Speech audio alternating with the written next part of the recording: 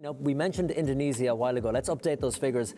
The population of Indonesia, 265 million people. Just picture that size. I think there's 1-point-something million people living in Estonia. 1.3. 1.3 million. Thank you very much. It is very handy when you have an Estonian beside you. So 265 million makes it the fourth largest country in the world after China, India, and the US. And guess what percentage of the population has come out, Mark? 5, perhaps? 4%. 4%. 12 million people, we estimate, are cleaning today in Indonesia. Isn't that incredible? It's quite incredible because 5%, it means that it's 10 times more than population in Estonia. So that just imagine the people. 12 million people picking up rubbish. Can you imagine the difference that is making? Yeah, but again, it's the people feel that that's the problem, and it's of course not the solution. That's right. But again, just to manifest all those issues. But you would hope that if those people are going out for a day and it's been hammered into them that this isn't right, you can't do this, that it will, not immediately, but slowly, habits, lifestyle choices will change. Again, it's in one hand, let's say those 12 million people in Indonesia, if they do that, and in next election, perhaps if they have the access to choose the politicians, they perhaps start to ask the garbage issue more and more. It's a very slow process because all that kind of, let's say, And I suppose I'm celebrating the 4% where you're thinking about the 96% who are not out cleaning. Yeah, but again, on the other hand, in society, there is not needed the majority making some changes, even if the fraction is smaller than 4%, even 0.5%. It starts to make the changes because that's the seed which grows and grows, and let's say the attitude changes finally. Now, Marek Strandberg, you are a material scientist, and before we get into the history, we've talked about the chemical makeup of plastic, but I want to talk to you about the history and like almost the anthropology of plastic. Take a look at this photograph on the screen now. This is from a recent marathon here in Tallinn. What do you make of this scene when you see that? Yeah, that's okay. In case of, let's say, that kind of sports events in the world, when people are, let's say, running to win, to be the best in the world, it's quite common that they drink in the plastic cups and they throw away. But in this case, it was quite that kind of peaceful event. And again, they tried to mimic the same behavior like the top sportsmen do. And I think so that even if they collect this garbage, that kind of picture in the mind that something important in the society is connected with that kind of garbage is not good, because there is many ways how to drink during the marathon, not from the plastic cups that throw them away. That is true, but it's interesting you say that they're trying to mimic maybe some of the top athletes that they say, but what we've been talking about over the show is that the challenging thing is that those people who dropped it are not going to come back and pick it up. It's always the case, it's someone else's problem. Yeah, exactly. Because someone else will take care of that, not me. Yeah, and that's actually, let's say, that kind of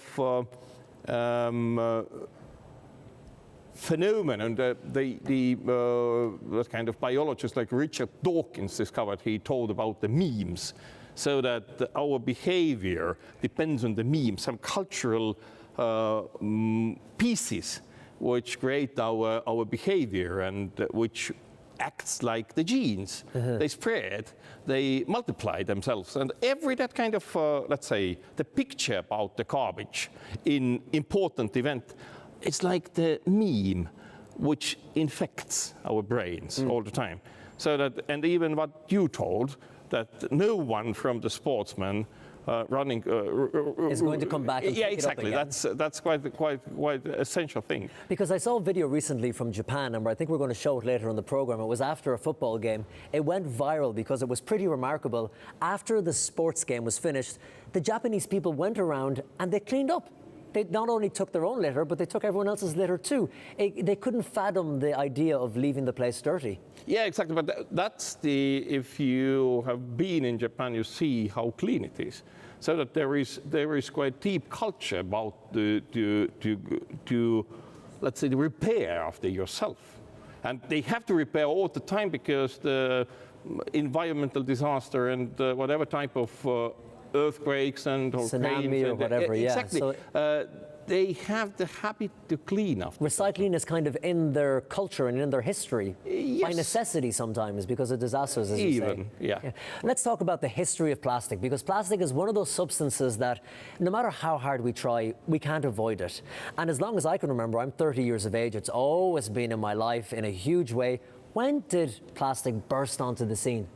You see that there is two plastics actually. If you look on the old paintings, so that all this paint work is actually the handmade plastic. Okay. It's natural material converted to plastic, but no one is discussing about medieval paintings to throw away just because it's too old and something like that. But again, let's say the plastic era started in 19th century, perhaps. I can't exactly say what was the first plastic, but most probably made of cellulose, treated with nitric acid, and you got the nitrocellulose, which was, let's say, basic for the films for tens of years. And the reason it caught on so quick and so fast and so furiously was because it was durable and it was cheap to create. Yeah, but that happened in the beginning of 20th century when I don't know, the Dutch origin or Leo Baekeland, working in New York, invented the bakelite, which was the mixture of the quite simple things, phenols and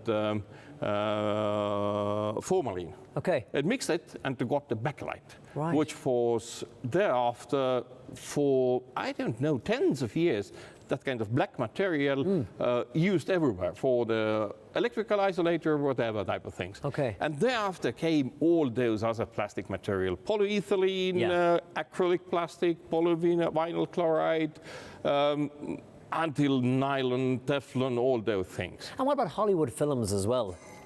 Yeah, but you see that in some moment, like there was, let's say, for the benefit of, similarly, like for the benefit of tobacco industry, everyone was smoking that.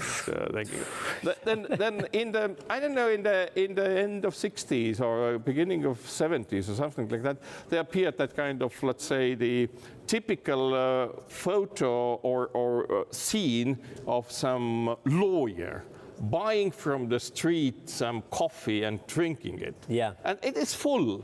And the people started to maybe can copy all those activities, and I'm pretty sure that that kind of appearance of the fast consumption memes in the movies, in the TV. And you know what, you're so right, Mark, because I live in New York City at the moment, even though I'm from Ireland, and I see people every morning walking down Fifth Avenue, going into their busy jobs, whether they're lawyers or accountants, and it's kind of almost as if I'm far too busy, I have to grab this to go. It's kind of like it feeds into the image as well. You rarely see people with recyclable mugs. But it's all it's a way to show up that you're an important person. Yeah, exactly. And we're just around this event here, there was published the number, how many plastic or paper, because here's inside of anyway plastic. Hand me over that cup there as well, because it's also it illustrates just everything: straws, knives, forks, everything made of plastic. Mark, what is the solution?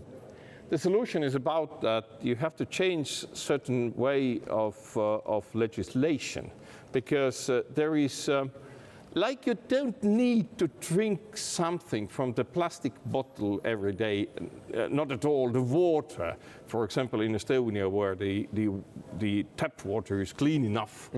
Similarly, there is no need to have that kind of things. There is no need to drink something from that kind of things. And to say that it's just prohibited, nothing happens. Yeah. You can find tens other solutions without any problem. There are so many other solutions. It's not as if that is the only way. Exactly. And that's why. Mark, it has been a pleasure talking to you. Your knowledge is immense on the subject, and it was great we had you here, material scientist. Thank you so much. If you've just joined us, you are watching the World Cleanup Day show, coming to you live from Tallinn in Estonia.